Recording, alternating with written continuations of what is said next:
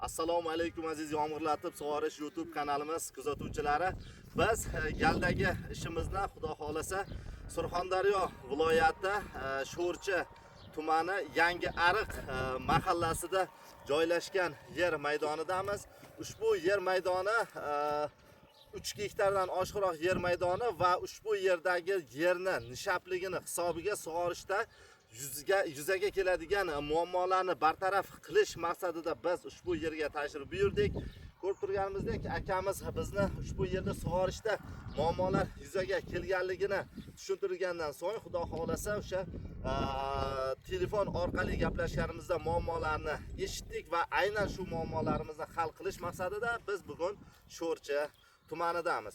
Ko'rib turganimizdek, yer maydoni orqa tarafimizda bedazor va bedazor orasida alohida qilib o'sha chorva mollari uchun alohida beda ekilgan va beda voyaga yetgandan so'ng uni sug'orishda muammolar, ya'niki nishapligini hisobiga ariqdan sug'organda asosiy suv pastga oqib ketish natijasida ko'proq vaqt ketadi va sug'orishda bir muncha muammolarni yuzaga keltirib chiqaradi va bu esa yomg'irlatib sug'orishga bo'lgan ehtiyojni yana ham oshiradi. Xudo xolasa ishimiz jarayoni va videomiz davomida ishlash jarayoni haqida ko'rishingiz mumkin bo'ladi. Bizni kuzatishda davom eting. Ma'lum soniyalardan so'ng ishlash jarayoni va bizni ishlash jarayonimizni ham birgalikda kuzatishingiz mumkin bo'ladi.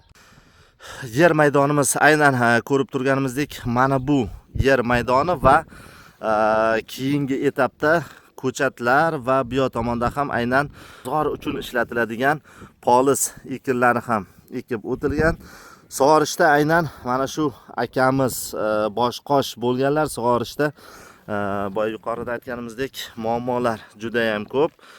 Eng qiziq jihatlaridan biri bu siz bizdan so'raganingizdek o'sha skvajinaga urilgan nasos orqali to'g'ridan to'g'ri yomg'irlatib sug'orish ishlarini olib borish mumkinmi degan savolga aynan mana shu videomiz orqali ham javob topishingiz mumkin bo'ladi. Vaholanki bundan oldingi videolarimizda ham bu borada to'xtalib o'tganmiz.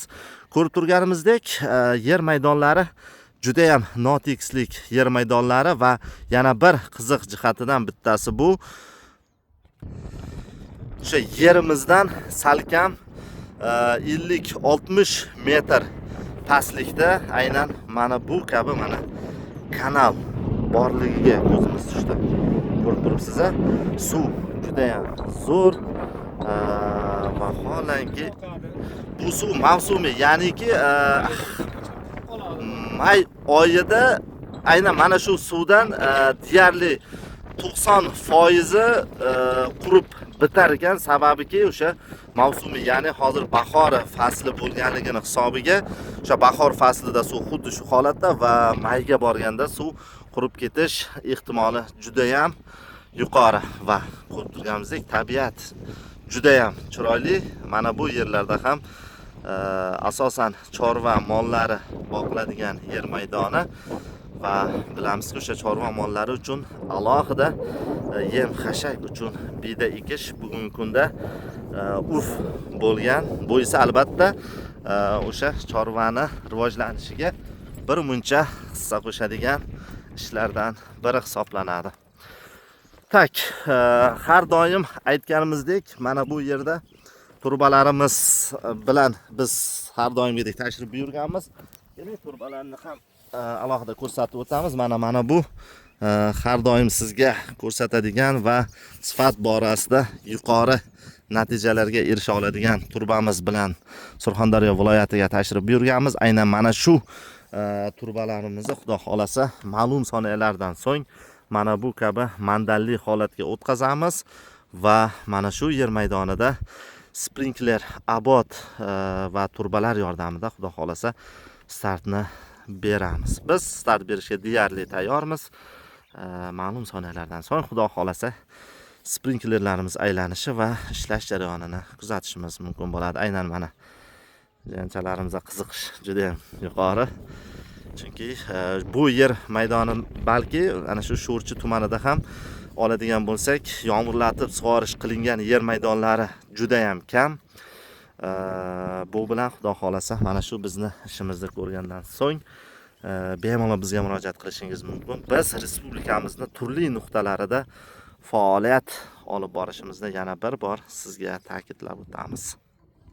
Xudo xolasa ishimizni yakunladik. Mana ko'rib turganimizdek turbalarimiz mandarli holatga o'tkazildi va mana usta akalarimiz xudo xolasa turbalarni shudgor ichiga qarab mana olib borib o'sha mo'ljallangan aynan joy uchun joylashtirish ishlari olib borilyapti. Ma'lum soniyalardan so'ng xudo xolasa ko'rishingiz mumkin bo'ladi qay holatda ishlayapti, qanaqa savollar tug'iladi. O'shalarni bemalol kommentariyalarda o'z fikrlaringizni qoldirishingiz mumkin bo'ladi. Ko'rib turganimizdek bedalar juda ham chiroyli va go'zal holatda mana.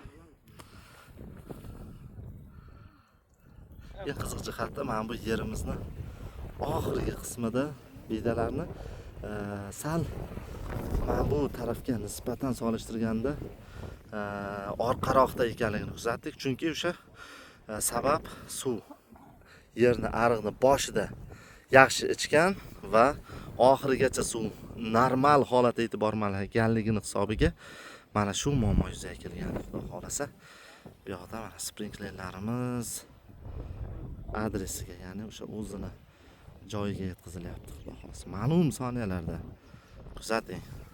Qiziqadiganlar, surxondaryoliklar ishimiz yakuniga xudo xolasa ozgina qoldi va aynan mana shu bedazor orasiga ko'rib turganimizdek ko'chatlar, aniqroq ko'chatlar orasiga bedalar ekilgan. Ko'chatlar ham aynan xudo xolasa voyaga yetish jarayonida.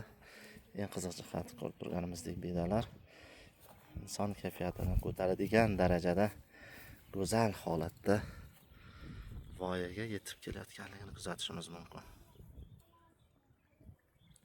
Xudo xolasa mana startni berdik. Skvajinadagi turgan nasosimiz 0.75 kilovatli nasos, ikkita tochkaga gina kuchi yetyapti va yana bitta e'tiborli jihatidan bittasi bu mana bu 1,5 tonnali yonkis qo'yilgan. O'sha yonkisdan to'g'ridan to'g'ri suv etapma-etap mana bu oq turbalar orqali keyin sprinklerga yetib kelyapti va o'sha turgan nasos bilan biz turgan masofa 90-100 metr masofa atrofida va ko'rib turganimizdek ikkita sprinklerni mukammal tarzda aylantiryapti. Vaholanki nasos qanchalik kuchli va kilovat, ya'ni o'sha 2 yoki ko'rsatganimizdek 1,5 kilovatli nasoslarimiz aynan mana shu holatda 4 ta yoki 5 tagacha bo'lgan sprinklerni aylantirish quvvatiga ega bo'lishini yana ta'kidlab o'tamiz. Ko'rib turganimizdek sprinklerimizni nishonga olamiz va mana sepish darajasi juda ham yaxshi va keyingi sprinklerimiz ham o'z maromida hech qanaqa muammolarsiz soat strelkasi bo'yicha bir tekisda aylanayotganligini kuzatishimiz mumkin. Endi havo ko'rib turganimizdek bulutli, agarki ochiq havoda yomg'irlarni aynan tushish joyini, tochkasini aynan aniq, tiniq ko'rishimiz uchun albatta bizga quyosh nuri zarur bo'lar edi. Endi bugun bu yerda quyosh nuri yo'q. Xo'p, bu yerda o'rnatganimiz 6 ta tochka o'rnatildi.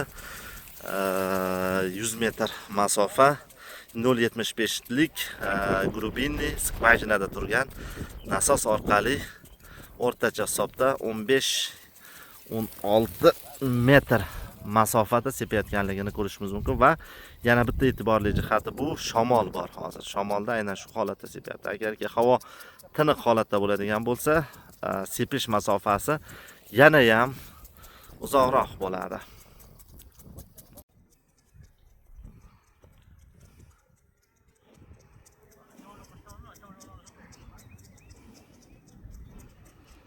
E'tibor berayotganingizdek har bitta mana bu uzib sepishi bu o'sha masofani orasidagi och joylar qolmasligini ta'minlash uchun ishlayapti degan ma'noni beradi bu.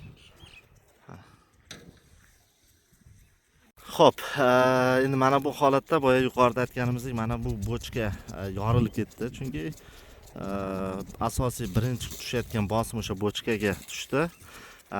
Yuqorida ko'rsatganimizdek ikkita tochkani aylantirdi va endi bochkani o'rtadan olib tashlab, pryamoy to'g'ridan to'g'ri nasosni o'ziga ulanganda yana o'sha nasos endi mana 3 ta tochkani bir-biriga mukammal tarzda aylantirishga xizmat qilyapti.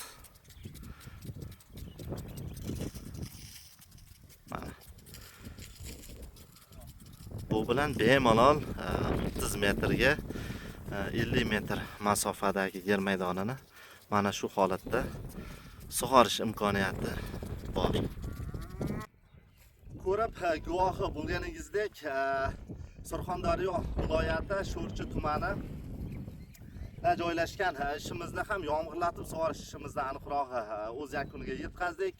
Skvajinada turgan 0.75 kilovatlik nasos bochka orqali suvni yuborganimizda bor yo'g'i ikkita tochkani aylantirgan bo'lsa, ko'rganingizdek pryamoy to'g'ridan to'g'ri nasosni o'ziga ulanganida 3 ta tochkani maksimal tarzda aylantirayotganligini guvohi bo'ldingiz. Agar sizda ham xuddi shu kabi sug'orishga ehtiyojlar bo'ladigan bo'lsa, bemalol videomiz ostidagi nomerlarga qo'ng'iroq qilishingiz yo bo'lmasam izohlarda o'z savol, fikr, mulohazalaringizni bemalol qoldirish imkoniyatiga egasiz.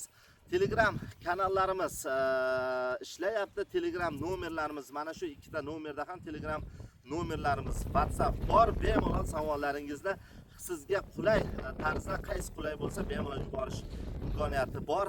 Savollaringiz bo'lsa yo'llashingiz mumkin bo'ladi.